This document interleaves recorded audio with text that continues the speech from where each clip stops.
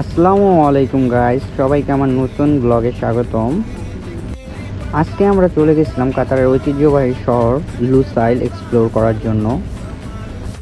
হয়তো আপনারা সবাই জানেন এই লুসাইলেই ফিফা ওয়ার্ল্ড কাপ 2022 অনুষ্ঠিত হয়েছিল।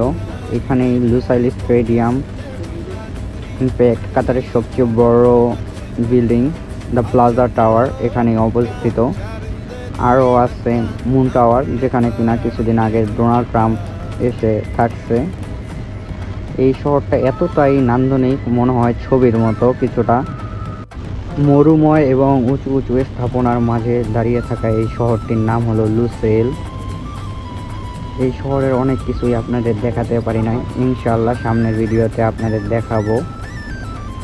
এতক্ষণ আমার সাথে থাকার জন্য সবাইকে ধন্যবাদ এবং সবাইকে আমন্ত্রণ জানাই আমার ইউটিউব চ্যানেলটি সাবস্ক্রাইব করার জন্য।